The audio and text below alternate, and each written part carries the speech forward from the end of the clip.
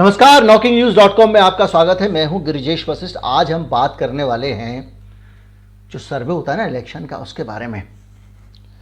भारत में सर्वे कैसे होता है, किस तरह से होता है, वो कौन सी एजेंसियां हैं, किस तरह से काम करती हैं, ये सब हम जानते हैं। लेकिन वो बारीकियां क्या है सर्वे की, चुनाव सर्वे की, आ गया फला पार्टी जीत रही है, फला आ रही, ये हमको पता चल जाता है। लेकिन इसके जो अंदर की चीज़ें हैं, जो बारीक चीज़ें हैं, वो आज हम इस फील्ड के जो गुरु हैं, या कहें कि इस फील्ड के जिनको आप कह सकते हैं इलेक्शन सर्वे का के जो पुरोधा है, उनसे हम बात करेंगे। मेरे साथ यशवंत देशमुख होंगे जो सी वोटर के संस्थापक हैं, और उनके पास सबसे लंबा और सबसे ज़्यादा सर्वे करने का और सबसे अधिक समय से सर्वे करने का अनुभव है।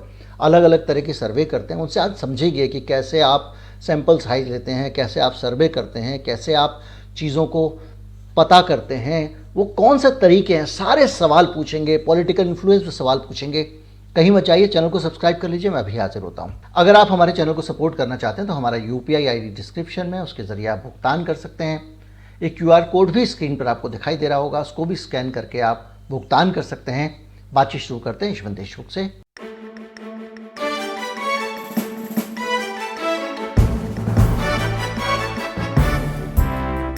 जो अक्सर आपके मन में सवाल आते होंगे और वो निकल जाते होंगे, हर बार जब चुनाव आता है कुछ सवाल आते हैं, कुछ आरोप आते हैं, कुछ प्रत्यारोप आते हैं।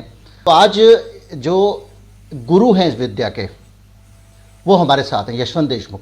क्योंकि मेरे ख्याल से आज जो लोग कर रहे हैं इस वक्त, जो पोल कर रहे हैं, एग्जिट पोल हो, ओपिनियन पोल हो, और इस तरह का सैंपल सर्वे जिसको कहते हैं, वो करने वाले सबसे पुराने लोगों में से एक हैं। मुझे लगता नहीं कि कोई रेगुलर जो लोग कर रहे हैं वो इनसे पुराना भी कोई है। Yashwant ji, correct me if I am wrong. धन्यवाद विजय जी, बिल्कुल डायनासोर की तरह महसूस होने लगा हूँ मैं।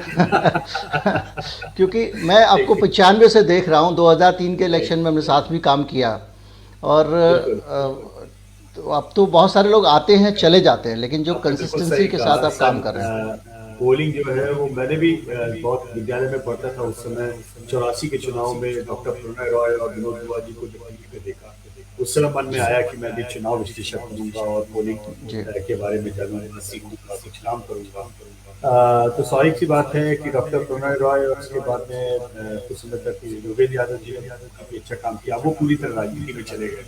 तो उस दरमियान जो मुझे लगता है कि 90 के दशक में जब लोगों ने काम शुरू किया, तो उसमें योगेंद्र जी राजनीति में चले गए और डॉक्टर GVN नरसिम्हा राव वो राजनीति में चले गए, भास्कर राव जी रहे नहीं, काफी लेकिन अब हमें ही डायनासोर बचा हूँ उस पीढ़ी से। बाकी नहीं, लोग आ रहे हैं। तो ये जो समाज है हमारे, जिस तरह से बटा हुआ है, कुछ लोग एकदम दो शब्द बन गए हैं, एंटी मोदी, प्रो मोदी। कुछ लोग बोलते हैं एंटी मोदी कुछ नहीं होता है, कुछ लोग बोलते हैं प्रो मोदी कुछ नहीं होता है, कुछ भक्त होते हैं, किसी को चमचा बोल देते हैं। तो पूरा जो एक बटा हुआ एटमॉस्फेयर है अपने घर के आसपास, अपने व्हाट्सएप ग्रुप में, अपने दोस्तों के बीच में, कोई या तो लाइन के इस तरफ है या उस तरफ है, इस पूरे माहौल के बीच में आप जैसे आदमी को, जिसको कि नतीजे देने और जिसके नतीजे चुनाव पे असर डालते हैं, क्योंकि एक माहौल बनता है कि भाई ये जीत रहे हैं तो चलो इनको वोट देते हैं। भारत में बहुत सारे लोग ये देख के ही वोट देते हैं, जो जीत रहा है उसको वोट दे देंगे। तो कैसे अपने आप को आप बैलेंस करते हैं, कैसे अपने अपने अंदर के उस एक समर्थक को नियंत्रित करते हैं और फिर काम करते हैं? देखिए गिरिजेश जी, पहली बात तो ये कि मुझे लगता नहीं कि लोग सर्वे देख के वोट देखते हैं। मेरी जो आस्था है भारत के लोकतंत्र में और भारत के मतदाताओं की समझ पर, वो ये मेरे प्रोफेशनल बनने की बात से नहीं है। मैं इमरजेंसी के पीढ़ी का रहा हूँ। मेरे बड़े घर के सब इमरजेंसी में जेल गए थे, और वो पूरा दरमियान मैंने देखा है बचपन में। और 77 के चुनाव में मैंने डेमोक्रेसी में चमत्कार भी होते हुए देखा। जी। और वो 77 का चमत्कार गिरिजेश जी तब हुआ था जब देश की बहुतायत में आबादी अनपढ़ थी, अपने हस्ताक्षर भी नहीं कर सकती थी, न टीवी था, न इंटरनेट था, न अखबार थे, सेंसरशिप थी, केवल सरकारी रेडियो था और कुछ नहीं था। तब भी लोगों ने वोट डाला अपने तरीके से। जी। मेरा ये मानना है कि जनता अपनी समझ से वोट देती है, लेकिन पिछले कुछ सालों में ये जरूर मैं आपकी बात से सहमत हूं कि जो सोशल मीडिया में जिस तरीके का तनाव और पोलराइजेशन दिखता है, मुझे ऐसा लगता है कि उसने समाज में दूरियों को बांटने के बजाय दूरियों को बढ़ाने का काम ज्यादा किया। जोड़ने के बजाय बांटने का काम किया है। बांटने का काम किया है। अब ऐसी स्थिति में शायद पूरी दुनिया में हो, केवल भारत में नहीं, आप जानते हैं मैं अमेरिका में भी सर्वे करता हूं, जी अमेरिका जी में ये पोलराइजेशन और भी ज्यादा एक्सट्रीम लेवल का है। जी जी हमारे यहाँ तो फिर भी आप मानते हैं कि एक बहुत बड़ा स्विंग वोटर है, और वो स्विंग वोटर मेरे ख्याल से शायद बहुसंख्यक है। मैं जी इसलिए कह रहा हूं, जैसे दिल्ली के ही केस में आपने देखा कि सन 2014 में बीजेपी ने 7-0 जीता लोकसभा में, और एक जी साल बाद जो अरविंद केजरीवाल बीजेपी को 67-3 से हरा करके जीते। फिर जी 2019 में बीजेपी को फिर 7-0 दे दिया। फिर उसके एक साल बाद बीजेपी को हरा करके 65 सीट दे दी। तो जी मेरा अपना मानना यह है कि इस पूरे इसमें बहुत बड़ा एक बहुसंख्यक मतदाता है हमारे यहाँ का, जिस जी मतदाता ने अपनी सोच समझ और अपनी एक लार्जर इंटरेस्ट में अपने वोट देने की जो एक पद्धति होती है, उसको जी उसको अभी भी अपने पास में बचा के रखा है। जी जी। अगर तो ऐसा अभी नहीं अभी होता तो गिरिजेश, पिछले 7 सालों में 8 सालों में जी देश के आधे से ज्यादा चुनाव भाजपा हारती नहीं। जी जी ये बात जब मैं कहता हूं तो लोग कहते हैं, एकदम से झटका लगता है कि ये कैसे संभव। आप देखिए पिछले 8 साल में जितने चुनाव हुए हैं उसमें 50% से ज्यादा चुनाव बीजेपी या नरेंद्र मोदी चुनाव हार गए। जी दरअसल जी 2014 और 2019 के मैंडेट्स का इतना बड़ा दिमाग में साइक पड़ा है सर हम लोग के, कि जिसमें हमको लगता है कि पिछले 8 सालों में बीजेपी को छोड़ के देश में कोई चुनाव जीत ही नहीं रहा, जबकि ऐसा है जी नहीं। जी। नहीं, लेकिन एक एक ये एक धारा है, एक समझ है, एक सोच है और एक वाक्य है जो आमतौर पे लोग देश के इस्तेमाल करते हैं, यार वोट बेकार नहीं जाना चाहिए। हाँ, ये बात सही है। जी, ये बात मैं वो मानता हमको हूं कि प्रेरित वोट करता है बेकार उस नहीं तरफ जाना जाने। चाहिए, ये बात हाँ, समझ तो वो होती है। जो जीत रहा उसको दे देंगे। हाँ, जी ये बात आपका कहना सही है कि लोग वोट जाया नहीं करना चाहते, खासतौर पे वो लोग जिनको लगता है कि खिचड़ी सरकार या असमंजस की स्थिति ये प्रदेश के लिए या देश के लिए अच्छी नहीं। जी जी और उसके लिए शायद हम भूल जाते हैं कि 77 का एक जो वर्डिक्ट था, और उसके बाद में 89 का वर्डिक्ट, और फिर 96 से 99 का 3 बार हमारे यहाँ पे खिचड़ी सरकारों के दौर जो आए बढ़े, उसमें लोगों ने एक तरह से हाथ जोड़ लिया कि चाहे किसी को जिताओ लेकिन किसी एक को क्लियरली जिताओ।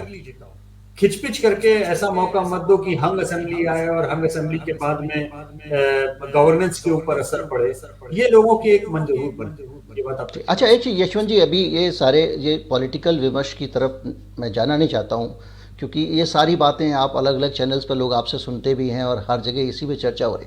मैं ये जानना चाहता हूँ कि लोगों को लगेगा कि मैं आपकी जैसे जीवन आपका एक प्रोफाइल बना रहा हूँ, लेकिन मैं आपसे समझना चाह रहा हूँ, मैं सीधे सीधे इस विद्या पे जाना चाह रहा हूँ। तो मैं ये सीखा आपने कहाँ से, कैसे सीखा, और ये इससे इससे आपने किस तरह से ये मतलब कौन लोग थे जहाँ आप गए, किससे इंस्पायर, क्योंकि हिंदुस्तान में उस वक्त तो बहुत सारे सेफोलॉजिस्ट होते भी नहीं थे, तो कैसे आपने ये सीखा और इसमें वो कौन कौन से एलिमेंट थे जो आपको अब तक के अनुभव से लगता है कि ज़्यादा इम्पोर्टेंट थे?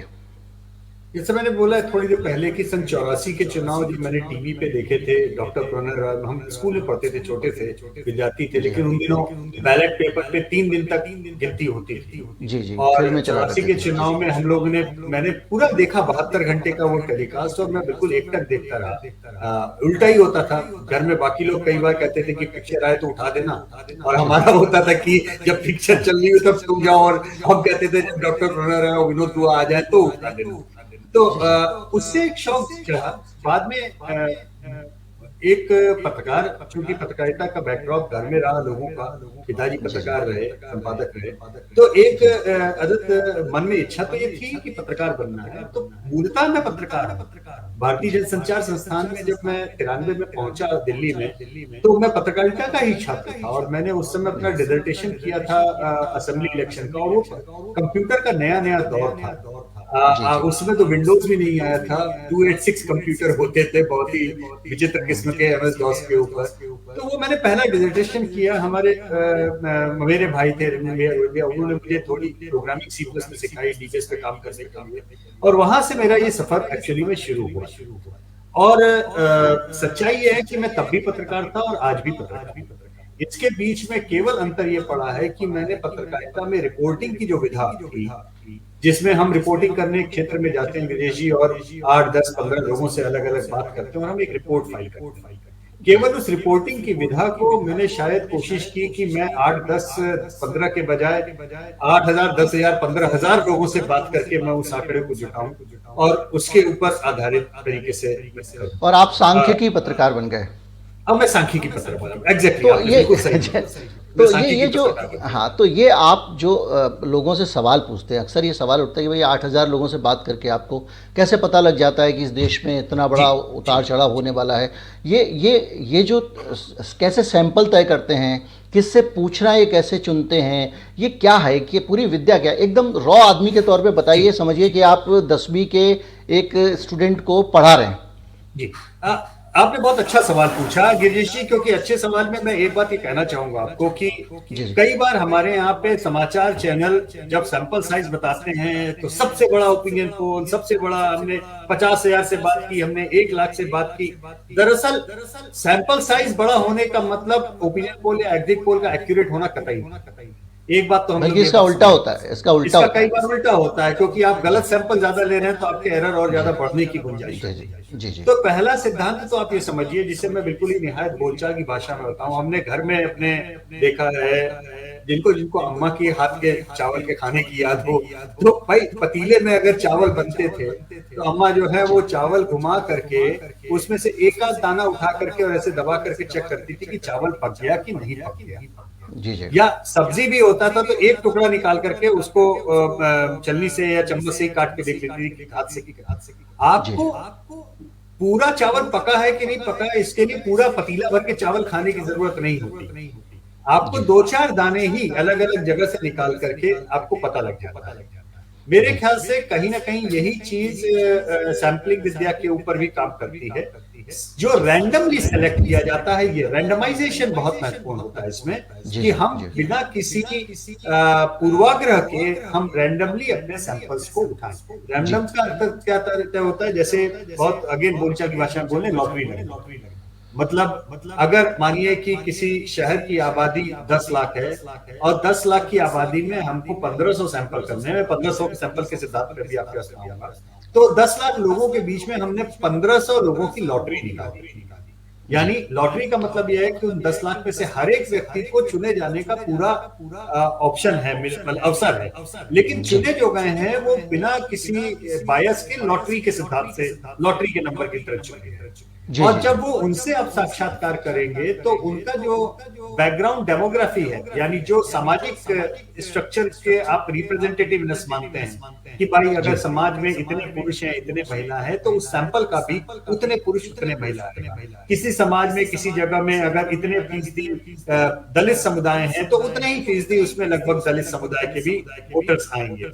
बेसिकली ये रिप्रेजेंटेटिवनेस होता है कि हम जिस समाज के बारे में बात कर रहे हैं उसी के रिप्रेजेंटेटिव की तरह से हमारा ये सैंपल और एक रैंडम रिप्रेजेंटेशन, एक रैंडम रिप्रेजेंटेशन जी, वो बहुत जिसमें और जिससे आप पूछने वाले हैं उसको भी नहीं पता होता कि शायद आप उससे कुछ पूछेंगे, नहीं, तो उसको वो तैयारी नहीं होता। जब हम पूछते हैं, हम जाते हैं तो हम बताते हैं कि भाई हम सी वोटर से हैं और हम ये साक्षात्कार करना चाहते हैं आपका, आप समय देंगे 10 मिनट 15 मिनट। फिर उस डाटा को जब वो आपके पास एक रॉ डाटा आ जाता है, आपने 1500 लोगों से बात की, उसका डाटा आपके पास आ गया, उसका फिर आप क्या करते हैं, कैसे करते हैं? डाटा जब हमारे पास में आ जाता है तो डाटा की एनालिसिस होती है, और डाटा की एनालिसिस करते समय हम पहली चीज ये देखते हैं कि हमने जो डेमोग्राफी कलेक्ट की, क्या वो जिस समाज का हम रिप्रेजेंटेटिव बता रहे हैं उसके अनुरूप आई है कि नहीं आई।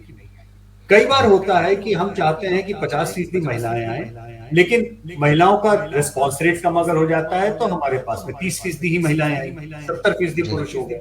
लेकिन अगर हम इसको 70 और 30 के बंटवारे में हम अगर आकलन करेंगे तो फिर आकलन गलत हो जाएगा, क्योंकि हमारे आकलन में 50% अगर महिलाएं होनी है तो होनी है।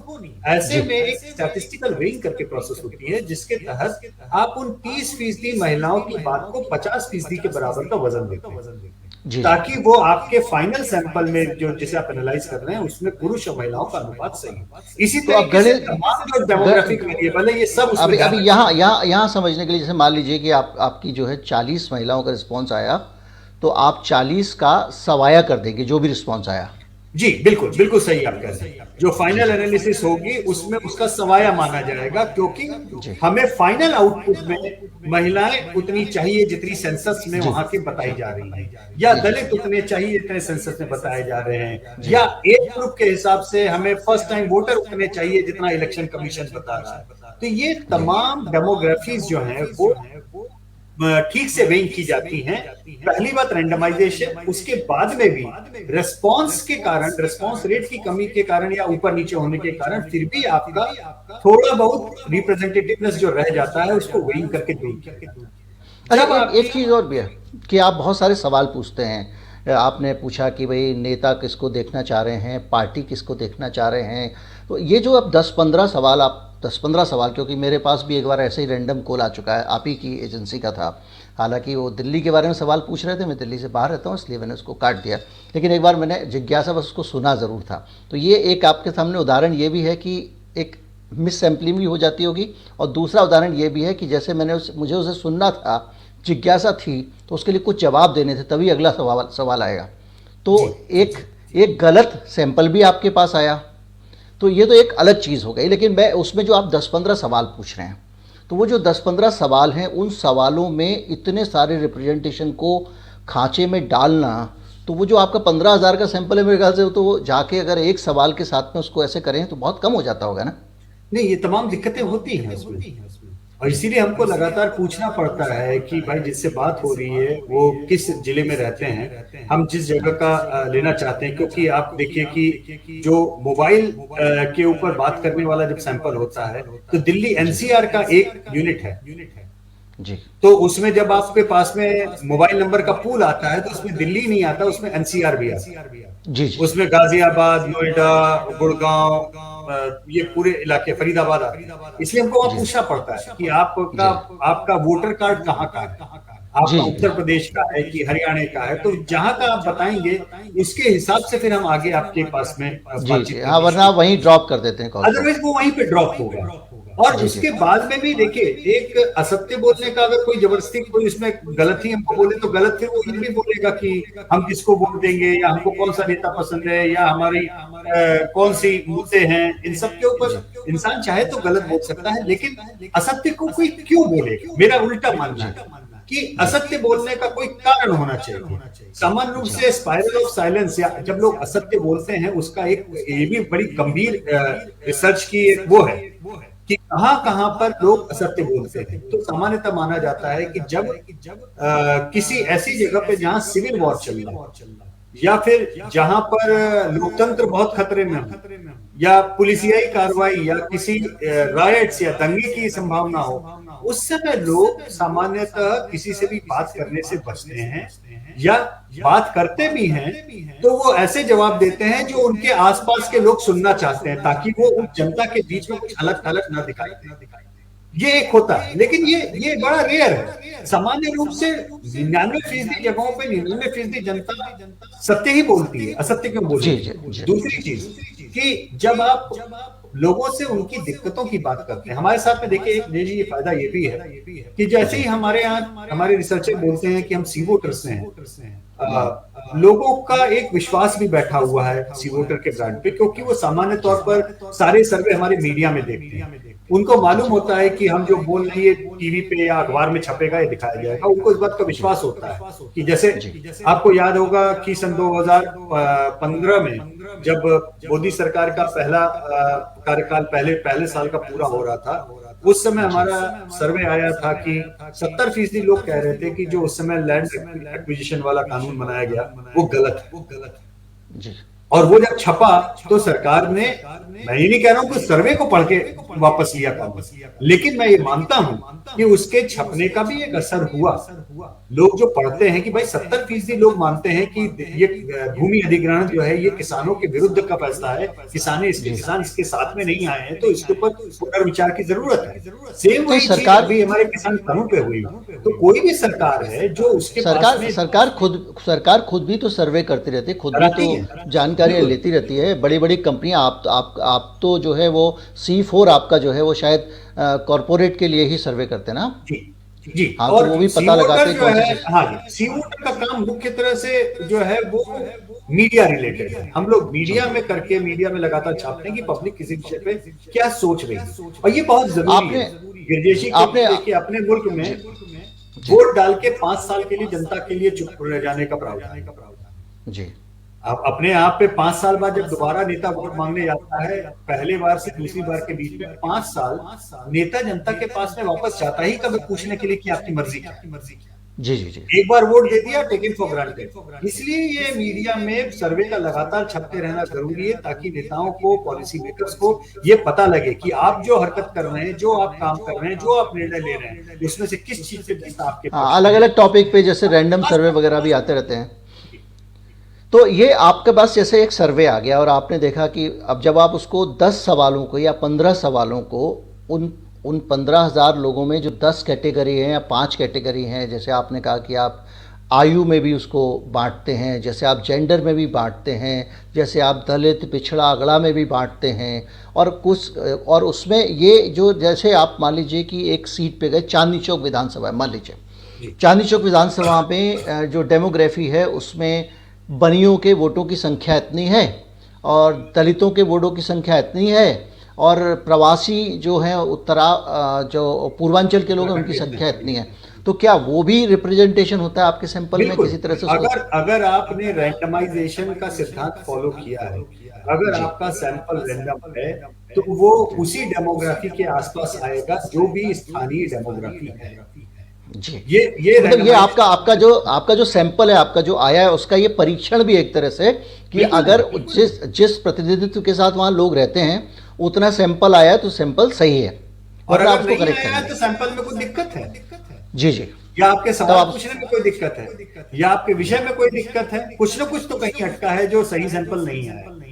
तो एक अगर आरोप सैंपल सही लगता है नहीं अक्सर, है, जी, ये इससे जुड़ा हुआ है कि जो सर्वे वाले लोग हैं तो शहर शहर में घूम के आ जाते हैं, तो गांव देहात में इंटीरियर में तो ये लोग जाते नहीं हैं, आदिवासी इलाकों का इनको पता होता नहीं है। तो क्या वहाँ पे भी आपका ये जो रेंडमाइजेशन वाला रिप्रेजेंटेशन वाला जो आपका करेक्शन है वो लागू करते हैं या सचमुच आदिवासी इलाकों में आपके लोग जाते हैं? नहीं, हमारे लोग जाते हैं। जी। हम तो वहाँ जाके आप केवल शहरों तक नहीं, हमारे किसी भी समय कोई भी सर्वे में लगभग 60 से 70% ग्रामीण मतदाताओं के ही राय होती है। तो तो जब ये इतनी करेंगे सारी नहीं तो आपका गलत हो जाएगा। देखिए गिरिजेश जी, अगर जी आप नहीं करेंगे ये सब, तो जी आपके जी नंबर सही आ ही नहीं सकते। और जी लोगों के जब गलत होते हैं तो उसका एक बहुत बड़ा कारण होता है कि उनका सैंपल अच्छा नहीं आना। उसमें जी बहुत जी। सारे कारण होते हैं, जिसमें से एक कारण प्रिसाइसली ये है कि लोग केवल शहरों तक पोलिंग करके रह जाते हैं, ग्रामीण या ट्राइबल इलाकों में नहीं जाते हैं। ये एक बहुत बड़ा उसका कारण है। आप सही कह रहे हैं। तो जो एक नहीं आना, आपने कहा सैंपल सही नहीं आया और उससे उनका नतीजा गलत हो गया, और उसी का शायद कारण है कि जब अब आपके एग्जिट पोल आते हैं तो कई बार दो एग्जिट पोलों में बहुत अंतर होता है। जी एक पार्टी को जिता रहा होता है, दूसरा दूसरी पार्टी को जिताने लगता है। जी। तो ये जो गलती है, गलत सैंपल आ जाने की, इसकी संभावना कितने प्रतिशत होती है? ये संभावना बहुत रहती है। देखिए, इस पे डिपेंड करता है कि आप कितना ज्यादा फील्ड में काम कर रहे हैं। जी जी अपने यहाँ दिक्कत ये भी है कि सामान्यतः जिस समय चुनाव आता है, अब जैसे कल जी जब एग्जिट पोल आए गुजरात के और जी हिमाचल के, जी पोल ऑफ द पोल से आजकल निकाला जाता है। एक नई जी तरीका शुरू हो गया है कि सारे लोगों का, जितने भी 8-10 लोगों के नाम वहां पे आप पढ़ रहे हैं, उसको जी। केवल नामों को पढ़िए और आप बताइए कि कल के पहले आपने वो नाम कब सुना। हाँ, ये बड़ी समस्या वही आप जिस ये बहुत, हाँ, ये समस्या और गंभीर चैनल, बड़े चैनल करते हैं। और ये नहीं कह रहा हूं मैं कि उनका काम गलत है। मेरा केवल ये कहना है कि 5 साल में एक बार ही आप क्यों हायर करते हैं? आप साल में 2-3 बार और उनसे भी सर्वे कराइए ना। उन बेचारों को भी सीखने का मौका कितनी बार मिलेगा? करत करत अभ्यास के जड़ मत होत सुजान। अगर हमको और बार जब बार मौका ही नहीं मिलेगा करने का, तो हम गलतियां भी कैसे ठीक करेंगे? और ये जिस तरह से आप अभी तक का जो हमारे दर्शक देख रहे हैं उनको समझ में आ रहा होगा कि ये बहुत टेढ़ी विद्या है, ये सीधी विद्या नहीं है। इसमें बहुत सारे एफ और बट हैं, बहुत सारे कॉम्बिनेशन हैं, तरह तरह की चीज़ें हैं, उस डाटा का असेसमेंट है। और उस असेसमेंट के बाद में जब आप जा रहे होते हैं तो आपके पास में एक तो इसमें एक्सपीरियंस बहुत मायने रखता है। कितने पोल आप कर चुके हैं, उससे आपको पता चलता है कि भाई यहाँ पे जाके चूक हो सकती है, यहाँ पे जाके चूक हो सकती है, इस पोल में हमने गलती की थी, ये वाली गलती की थी। जी जी। तो एक समय के बाद फिर आप इस नतीजे पर पहुंचते हैं कि इस तरह की गलतियां हो सकती हैं। जी। तो अब एक बड़ा सवाल यह है कि इतने सारे पोल्स आने के बाद में जब आपके हाथ में फाइनल डाटा आता है, तो एक परसेप्शन आपके दिमाग में ये है एज ए पोलस्टर की मेरी आंखों के सामने दिख रहा है कि यहाँ भारतीय जनता पार्टी जीत रही है, और मैंने सारे कॉम्बिनेशन वगैरह निकाल लिए, और ये जो कागज़ मेरे पास आ रहा है इसमें तो आम आदमी पार्टी जीत रही है, तो मैं क्या करूं? मुझे याद आ रहा है कि एक बार हरियाणा का चुनाव हुआ था, चौटाला साहब कह रहे थे कि हम सारी सीटें जीतेंगे, और मुझे आपका भी पोल याद है, आपके पोल में आप पूरी सीट उनको दे नहीं रहे थे, आपने दी नहीं थी उनको, और वो बाद में उन्होंने कहा देखिए ये सब लोग जो है वो कम सीट दे रहे थे और मेरी पूरी सीट आ गई। तो ये जो एक, क्या आपका जो अपना ऑब्जर्वेशन होता है, अपना परसेप्शन होता है, क्या डाटा में उसके आधार पे कोई परीक्षण आप करते हैं? क्योंकि एक डॉक्टर प्रणय रॉय का मुझे पुराना एक ऑब्जर्वेशन एक याद आ रहा है कि ये भी एक फैक्टर है। देखिए, ये फैक्टर तब होता है जब पॉलिटिकल एनालिसिस में लोग ग्लास हाफ फुल और ग्लास हाफ एम्प्टी की एनालॉजी में फंस जाते हैं। जी जी। और मसलन जैसे आपको एक छोटा सा उदाहरण देता हूं। अगर आपने उत्तर प्रदेश में पूछा कि क्या आप सरकार से नाराज हैं, सरकार बदलना चाहते हैं, ठीक है, और 60% लोग अगर वहां कहते हैं हाँ, तो आपकी हेडलाइन बन जाती है कि उत्तर प्रदेश में सत्ता परिवर्तन अवश्यंभावी है, क्योंकि 60% लोग वहां पे सत्ता बदलना।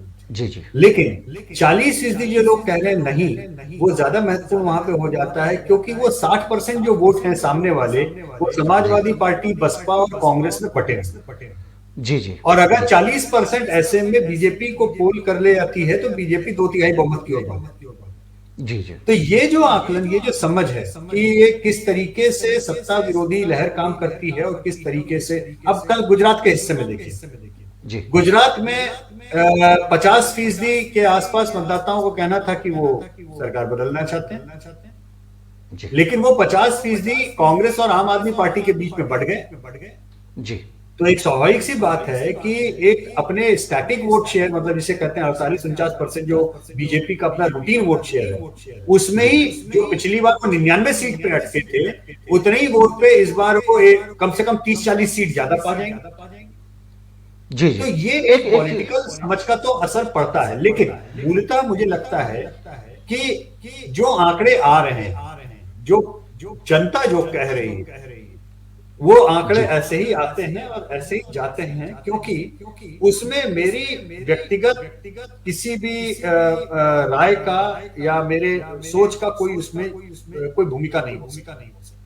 जी। कई बार ऐसा होता है दोनों साइड से, ये भी होता है कि मेरी व्यक्तिगत सोच या राय, मुझे लगा एक्स जीतेगी, डेटा में वाई आ रहा है और मैं सही हो जाता हूं।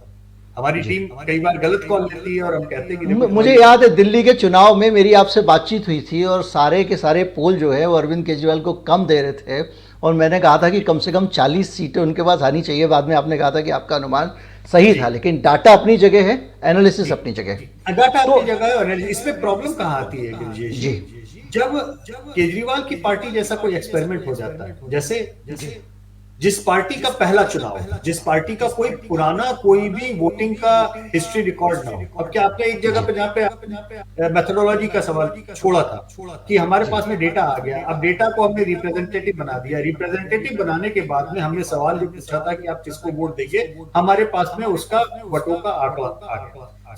सर्वे का विज्ञान यहाँ पे रुक जाता है। इसके ऊपर सीटों का आकलन सर्वे या सिकोलॉजी के उसमें आता है, सर्वे के विज्ञान में नहीं। जी जी, ठीक है। सर्वे का विज्ञान वोट शेयर एस्टिमेट पर रुक जाता है। यस, सर्वे जब आएगा आपके पास में, ये बहुत मैं दोबारा से दोहरा देता हूं और सरल कर देता हूं, जब सर्वे आपके पास आएगा तो आपको इतना ही पता चलेगा कितने % लोग किसके पक्ष में जा रहे हैं और उसमें किस वर्ग के किस तरफ जा रहे हैं, लेकिन वो परसेंटेज में होगा।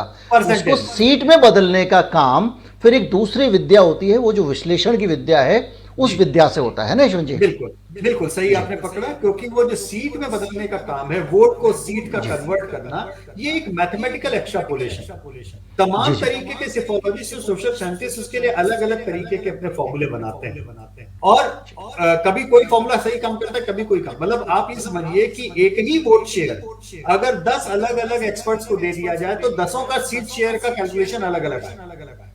ये और ये आपकी जो है रेसिपी है, ये गुप्त, ये आपका एक सीक्रेट है कि आप कैसे असेस करते हैं अलग अलग एजेंसीज का, ये और अलग ये अलग आपके का अनुभव से सबका होता अपना है। एल्गोरिदम होता है, अपना अनुभव होता है, लेकिन तब भी हम लगातार टीवी पे ये बात बोलते हैं कि कृपया वोट शेयर पे ध्यान दीजिए, क्योंकि सीट शेयर पे हम कंजर्वेटिव एस्टिमेट हमेशा देते हैं। अगर आप सी वोटर फॉलो करते हैं तो आप जानते हैं हम कभी भी बहुत ज्यादा 2/3 3/4 वाला बहुमत वाला हम नहीं देते, क्योंकि हमें लगता है कि हमारा काम इस तरह के स्वीप बताना नहीं है। हमारा काम बेसिकली मतों में ये बताना कि क्या हो रहा है, क्यों हो रहा है। हमारा काम विनर पिक करना है, और अगर हम विनर नहीं पिक कर पाने तो हमारा काम ईमानदारी से ये भी बताना है कि विनर पिक करना लगभग बड़ा मुश्किल होगा। जैसे हिमाचल के केस में वोट शेयर लगभग बराबरी का है, बीजेपी का थोड़ा सा ज्यादा मार्जिनल दिखा, वो भी इसलिए क्योंकि उसका मंडी वाले इलाके, हमीरपुर इलाके में बहुत बड़ी मार्जिन से वो उनके वोट आ रहे हैं, लेकिन शिमला में वो पीछे हैं और कांगड़ा में वो बराबरी पे मामला है। तो हम साफ बोल रहे हैं कि भाई साहब ये मामला अटक गया। तो अगर आप हिमाचल के सीट शेयर की रेंजेस देखें तो वो सबकी ओवरलैपिंग दिख रही होंगी, जिसमें एक चीज और बीजेपी भी है, जैसे बहुत कांग्रेस सारे, को मिल रहा अच्छा, आप लोगों के बहुत सारे अलग अलग तरह के फार्मूले होते हैं। जैसे आप लोग कहते हैं इंडेक्स ऑफ अपोजिशन यूनिटी, जैसे कि आप गुजरात में देख रहे हैं कि अपोजिशन बटा हुआ है, तो उसके आधार पर जो सत्ताधारी पार्टी है वो जीत जाएगी। जी। दूसरा होता है कि पोल परसेंटेज, अगर आपका पोल परसेंटेज कम गिरा है तो, और अगर ज्यादा गिरा है तो परिवर्तन के लिए वोट है, ऐसा माना जाता है। अगर ऐसा कम गिरा है, सामान्य तौर कि पर माना अगर जाता अगर है। अगर हाँ, अगर वोट परसेंटेज बढ़ा है, टर्नआउट बढ़ गया पिछली बार से, तो सामान्य तौर पर मानते हैं कि वो एंटी जी इनकम्बेंट है। लेकिन हाल फिलहाल में ऐसा उसका उल्टा भी हुआ है, कई बार यस, प्रो अभी इनकम्बेंट दिल्ली वर्डिक्ट जो भी निकले हैं। जो दिल्ली के एमसीडी पोल का जो आउटकम आया इस बार का, जी वो उसी तरफ इशारा कर रहा है। बिल्कुल, गुजरात उससे में भी इशारा वोट कर कम रहा है, गिरा है। और प्रो इनकम्बेंट भी कई बार वर्डिक्ट ज्यादा टर्नआउट में आ जाते हैं। कम टर्नआउट में सामान्य तौर पे गिरिजेश जी, जो पार्टियां बहुत ज्यादा संगठन से स्ट्रांग होती हैं उनको ज्यादा लाभ होता है, जो क्योंकि कार्डर बेस्ड होते हैं। कैडर है वो निकलेगा, वोट डालेगा ऐसे में। लेकिन जो सत्ता के विरोध की लहर होती है वो बहुत साफ दिखती है, अगर आंकड़ों में भी और टर्नआउट में भी अगर दिखती है, तो इसका मतलब अगर आपके सर्वे के आंकड़ों में आ रहा है कि लोग सरकार बदलना चाहते हैं और बड़ी तादाद में टर्नआउट भी बढ़ जाता है, तो उसका इशारा काफी हद तक एंटी यस, यही मेरा सवाल था, इसका आपने उत्तर दे दिया कि आप कैसे तय करते हैं कि ये इन दोनों में से कौन सी वाली अवस्था है। तो आपका डाटा भी उसको सपोर्ट करेगा अगर तो। जी जी। अच्छा, एक चीज़ और बताइए, ये जो आजकल एक और रिवाज चला है कि बहुत सारा एक साइकोलॉजिस्ट और हैं, उनसे बात हो रही तो बता रहे थे कि जिस तरफ स्विंग जा रहा है, अब जो स्विंग हम जज करते हैं, हमको सर्वे से जो आता है, अगर वो 10% जा रहा है तो एक्चुअल ग्राउंड पे जब रिजल्ट आते हैं तो 12-14% हो जाता है, वो 15% हो जाता है, और उसी के अकॉर्डिंग वो अपने उसको बदल देते हैं, और उनके नतीजे, कई बार उनके अनुमान बहुत सही निकले हैं इस वजह से। आप इस फैक्टर को मानते हैं? आपके कैलकुलेशन में होता ही है? नहीं, ये फैक्टर तो है डेफिनेटली, इसमें कोई इनकार नहीं कर सकता। लेकिन जैसा कि मैंने कहा कि हम सीटों के मामले में कंजर्वेटिव पोस्टर हैं। इसको दूसरे तरीके से समझाएं तो देखिए, पिछले 10 सालों में जैसे मसलन तौर पर आधे चुनाव किसी स्वीप में निकलते हैं और आधे चुनाव कंजर्वेटिव तरीके से कोई जीतता है। मतलब बहुत लंबी स्वीप नहीं, लेकिन हाँ जीतने वाले अंदाज में। जब आपकी आदत होती है कि हम हाइपर साइड पे ही हम बताएंगे, तो आप सारे नतीजे तरफा ही बताते हुए आप बताते हैं। ऐसे में जब सेंट्रली बीच वाले चुनाव होते हैं जहां पे एक कंजर्वेटिव विक्ट्री होती है, वहां पे आप गलत हो जाते हैं, आप फेल हो जाते हैं। ठीक है, लेकिन चूंकि आपने विनर सही पिक किया है, इसलिए कोई आपके पास में ये नहीं बोलता कि आपका पोल गलत हो।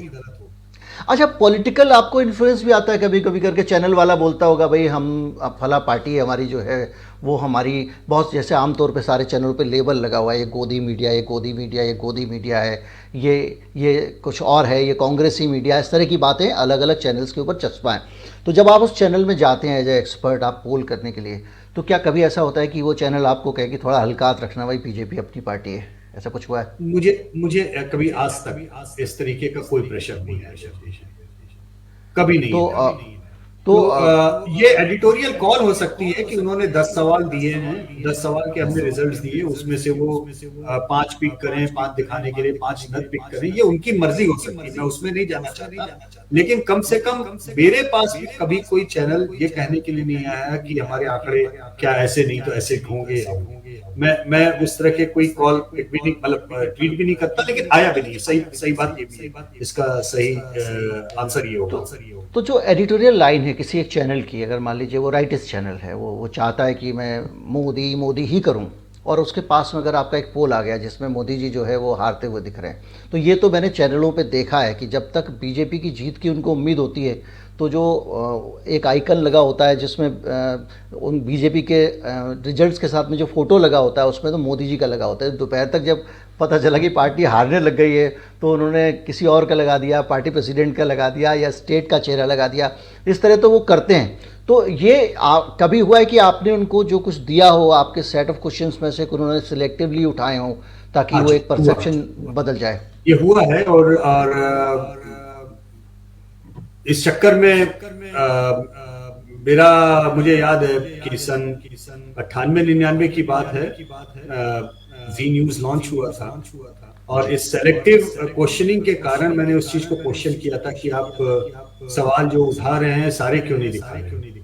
जी जी। और इस चीज पे वहां लड़ाई हुई थी और मेरा कॉन्ट्रैक्ट कैंसिल किया गया था क्योंकि वहां के उस समय के जो वरिष्ठ संपादक थे वो इस बात से नाराज थे कि मैं उनको क्वेश्चन मैं युवा था, मुझे लगता था कि जो आ रहा है उसको पूरा दिखाइए और नहीं दिखाइए।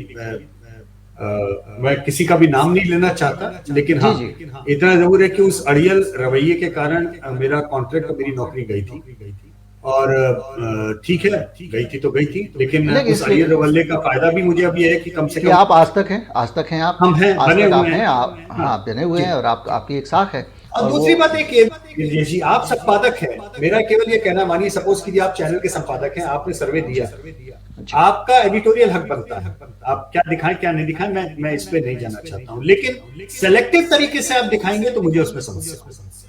जी जी। या तो पूरा ड्रॉप कर दीजिए, वो हिस्से को ड्रॉप कर दीजिए, जो भी करना है। मतलब ये नहीं होना चाहिए कि आप चेरी पिकिंग कीजिए, क्योंकि चेरी पिकिंग आप करेंगे तो आप अर्ध सत्य दिखाएंगे, और अर्ध सत्य दिखाने के साथ में मेरी दिक्कत यह है कि आप शायद फिर जनता के सामने पूरी बात नहीं रख पाते। आप ज्यादातर मीडिया के जो संपादक हैं, मालिकान हैं, उन सबके साथ बहुत क्लोज कोऑर्डिनेशन में काम करते रहे। आपने सभी चैनल्स के लिए काम किया है, देश के टॉप संपादक जो हैं उनके साथ आपने डील किया है।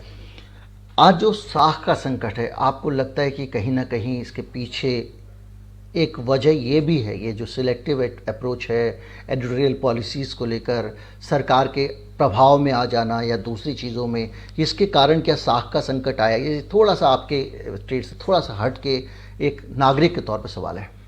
मेरा मानना है सच बात है, साख का संकट आया है। उसका कारण यह है कि ये केवल इसी सरकार के समय का साख का संकट नहीं है। जैसा कि मैंने बोला कि ये साख का संकट मैं जब से इस फील्ड में हूं मैं तब से देख रहा हूं। कहीं ना कहीं सेलेक्टिव परमिएबिलिटी तब भी चल रही थी और आज भी चल रही है। सत्ता में जब लोग सत्ता बदलती है तो सत्ता के साथ में कई बार कई संपादकों का और कई मीडिया मालिकों के सुर भी बदल जाते हैं। मैंने और ये तो मैं बहुत ट्रेडिशनल, हाँ मैंने देखा, बहुत ट्रेडिशनल तौर पर देखता रहा हूँ, संपादकों को बदल देते हैं लोग। हाँ, एक बहुत बड़ा हिंदुस्तान का नामी अखबार है, उसके संपादक बदलने की भी नौबत नहीं आती, संपादक खुद अपना सुर बदल लेते हैं, खुद ही बदल जाता है वो। हाँ, तो ये इसमें नहीं आता है।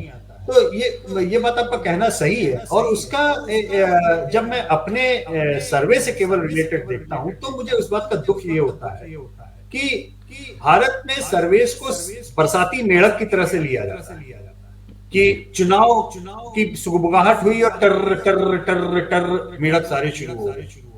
जबकि पश्चिम में ऐसा नहीं है, पश्चिम में ऐसा नहीं है।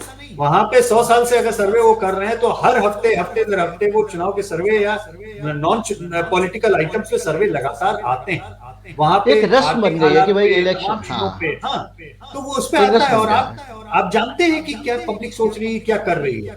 यहाँ पे अब हम लोग ट्रैकर्स जब कर रहे हैं तो आप यकीन नहीं मानेंगे, कई बार हम लोग पिछले 10 साल से जैसे हम लोग ट्रैकर कर रहे हैं 2009 के बाद से, और पिछले 2019 से, तो पहले 2009 से 19 तक हमने साप्ताहिक किया, 2019 1 जनवरी से हम रोज कर रहे हैं। कई बार बहुत सारे इंपॉर्टेंट ऐसे आंकड़े अर्थ जगत से लोगों की अपनी समस्याओं को रोककर, बेरोजगारी को लेकर के, या फिर तमाम अलग चीजों के ऊपर आते हैं, और हम चैनल्स को कहते हैं कि देखिए बड़ा इंपॉर्टेंट डेटा आप दिखाइए। गिरिजेश जी आप मानेंगे नहीं, फ्री में भी देने पे लोग दिखाने को तैयार हैं। नहीं, ये ट्रैकर्स क्या होते हैं, इसको भी थोड़ा सा बहुत साफ कर दें अगर ट्रैकर्स वाली चीज को, तो बहुत अच्छा है। देखिए ताकि ट्रैकर्स दर्शकों को केवल समझ में आ अंतर जाए। यह है कि जैसे कोई सर्वे आया, अब जो आपके दर्शक देख रहे हैं हमारे एबीपी पे ट्रैकर हमारी पुरानी परंपरा होगी। अब जी आप जी मसलन अभी आप चाहे गुजरात की बात देखिए, या जैसे जो कंटेस्टेड इलेक्शन था, आप जाइए पश्चिम बंगाल।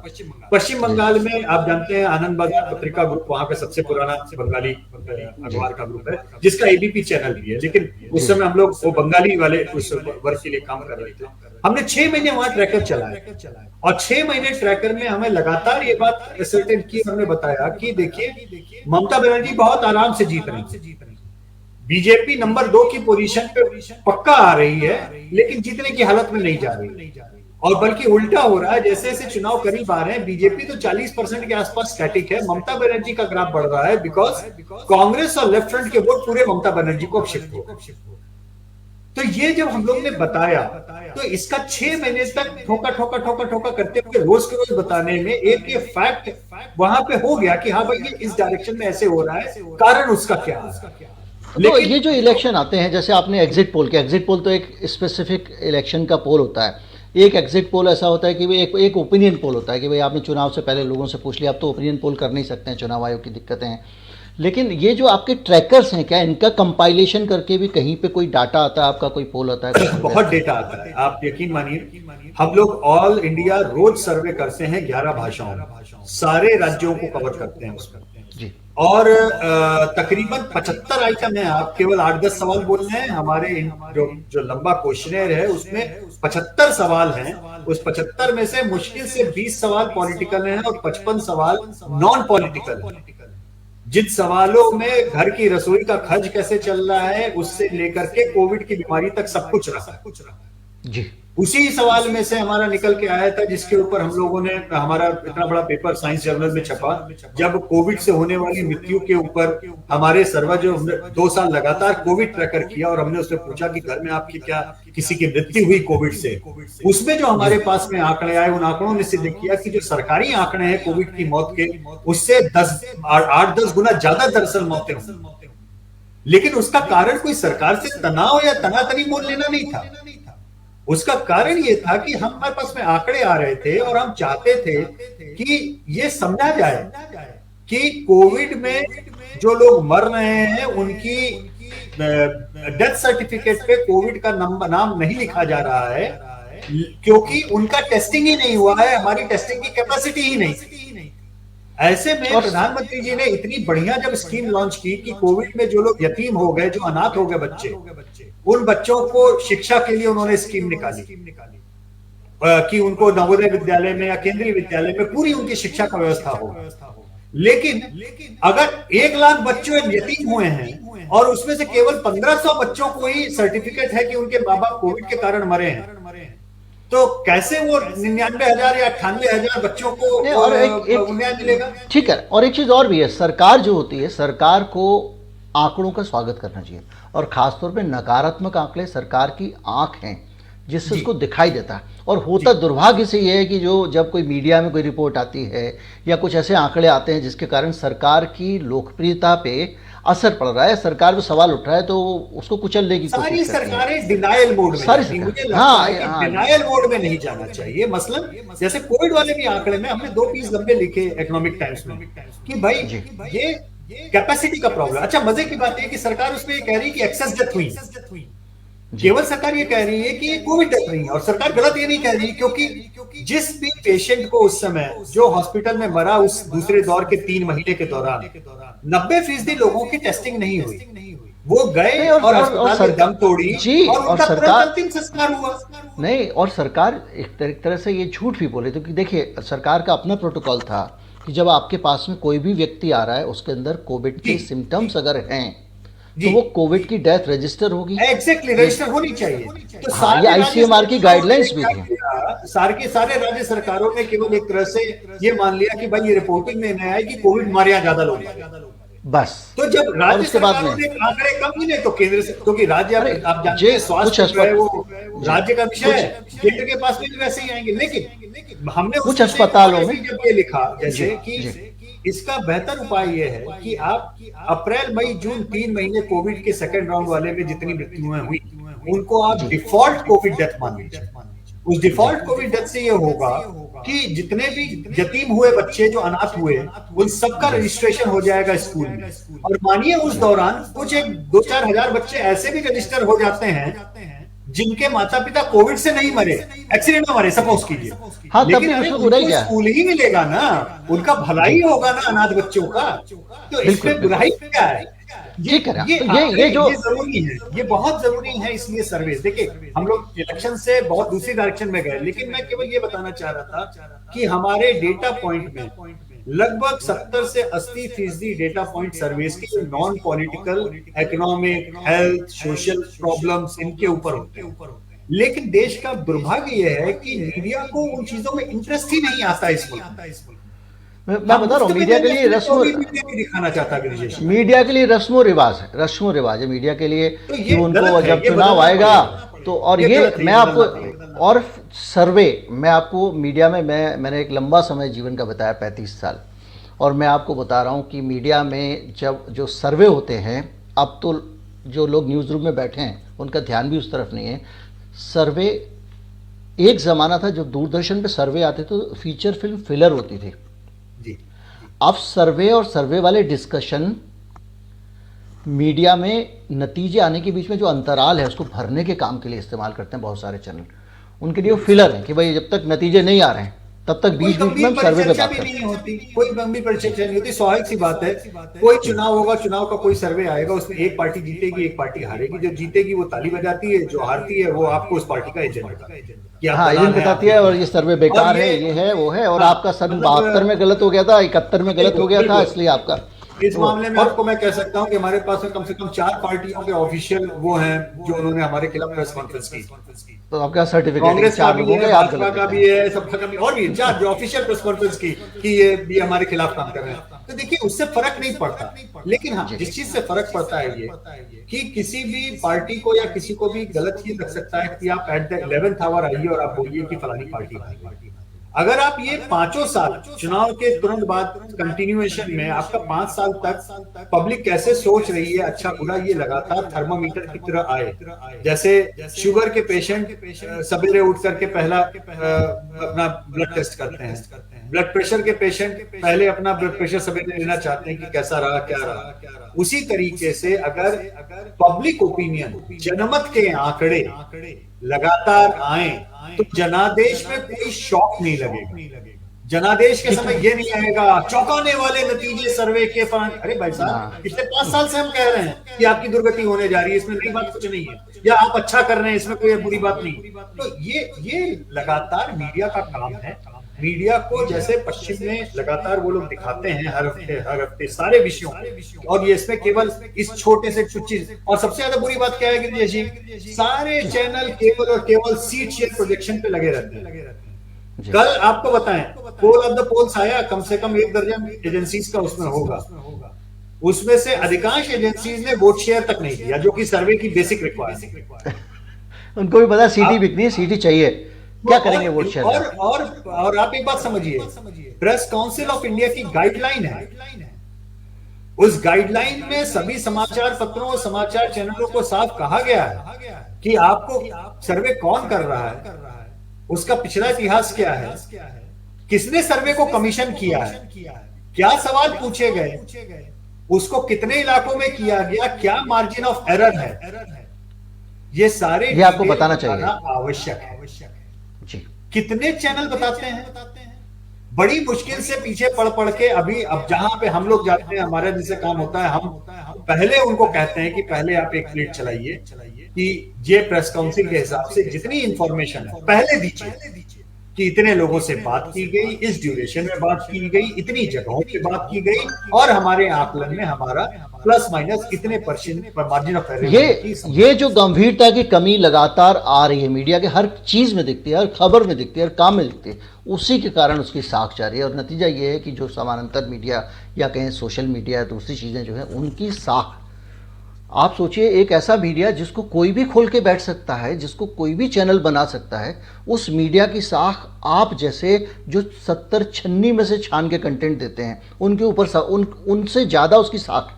और ये अपने आप में सोचने वाला सवाल है। एक आखिरी सवाल आपसे यशवंत जी, मैंने आपसे आधा घंटा लिया था और 1 घंटा के करीब होने वाला है, तो इस गुस्ताखी के लिए माफ़ी के साथ में एक सवाल है कि अब आपने इतने समय तक इसको संभाले रखा है शेफोलॉजी को हिंदुस्तान में, अब लोग आ रहे हैं जा रहे हैं, आ रहे हैं जा रहे हैं, आ रहे हैं जा रहे हैं, तो ये गंभीर विद्या के तौर पे आगे रहे, इसके लिए आपको इसमें करियर के तौर पे क्या संभावना लगती है नई युवा पीढ़ी के लिए, कि वो क्या इसमें आगे आने वाले समय में उनको क्या इसको ऑप्ट करना चाहिए, और क्या कुछ लोगों को आप तैयार कर रहे हैं? अनंत संभावनाएं हैं। और गिरिजेश जी, सी वोटर पिछले करीबन 15 सालों से साल में 4-5 वर्कशॉप्स अलग अलग विश्वविद्यालयों में लगाता है। केवल 2-2 दिन की वर्कशॉप हमारी होती है और फ्री वर्कशॉप होती है, कोई भी आने की रिजल्ट होता है, क्योंकि हमें लगता है कि खासतौर पे पत्रकारिता के जो स्टूडेंट हैं उनको सर्वे नहीं भी करना हो तो कम से कम इस बात की जानकारी तो होनी चाहिए कि margin of error vote share पे लगाया जाता है, सीट शेयर पे नहीं लगाया जाता। आपको मैं अभी खोल करके विंडो पे दिखा सकता हूं कि देश के बड़े बड़े प्रतिष्ठित अखबार उनके यहाँ पे इलेक्शन सर्वेस के ऊपर जब वो एनालिसिस करते हैं तो margin of error seat share पे लगाते हैं। बड़े बड़े संपादकों का अगर ये हाल है तो आने वाले पत्रकारों का क्या हाल होगा? तो मुझे ऐसा लगता है कि बहुत गंभीर कोशिश होनी चाहिए। पहली बात तो ये कि पत्रकारिता के जितने भी इंस्टीट्यूशंस और वो हैं, यूनिवर्सिटीज हैं, उनको सर्वे रिसर्च को पत्रकारिता के करिकुलम में शामिल करना चाहिए। क्या अलग से भी कोई डिप्लोमा या डिग्री होती है हिंदुस्तान में? कुछ होता नहीं, इसमें होता है लेकिन वो स्टैटिस्टिक्स के अंदर आता है या मार्केट रिसर्च के अंदर आता है। जी। और भारत के बाहर भी ये स्पेशलाइज नहीं है? भारत के बाहर भी स्पेशलाइजेशन होता है इसका, लेकिन बेहतर होगा कि पत्रकारिता के अंदर, पत्रकारिता के पाठ्यक्रम में इसको शामिल किया जाए, ताकि कम से कम सर्वे ना भी करें तो कल के बनने वाले पत्रकार सर्वे को लेकर के सही तरीके की खबर छापें। हाँ, और कम से कम सर्वे करवा रहे हो, जाके संपादक हों, तो उनको उनका आपके साथ जैसा टकराव होता है ऐसा टकराव ना हो कि भाई वो कहने लगे कि नहीं भाई हमारी सरकार के पक्ष में बनाइए या हमारी पार्टी के पक्ष में बनाइए। बहुत बहुत शुक्रिया यशवंत जी, मुझे लगता है कि बहुत ज़्यादा जानकारी सर्वे को लेकर लोगों को मिली होगी। दोबारा आपके पास आएंगे, किसी और विषय पर बात करेंगे। बहुत बहुत धन्यवाद। और इस चैनल पे एक शानदार पहला अपीयरेंस है आपका, उम्मीद करते हैं कि बार बार होता रहेगा। नमस्कार। उम्मीद करता हूँ ये इंटरव्यू आपको अच्छा लगा होगा। इसके ज़रिए आपको बहुत सारी नई चीज़ें पता चली होंगी, आपको बहुत कुछ जानने में मदद मिली होगी। आपको पता चला होगा कि ये दरअसल ये जो सर्वे के नतीजे आते हैं ये कैसे आते हैं, गलत कैसे हो जाते हैं, सही कैसे हो जाते हैं, इनको गलत करने की कोशिश कितनी होती है, और मीडिया हाउसेस के अंदर का हाल क्या क्या है।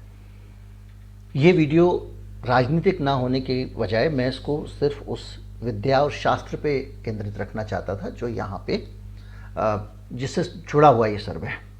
उम्मीद करता हूँ आपको नई जानकारियाँ मिली होंगी, जानने को बहुत कुछ मिला होगा, जैसा कि हम अपने चैनल पे हमेशा कुछ ना कुछ जानते हैं। नमस्कार, जय हिंद।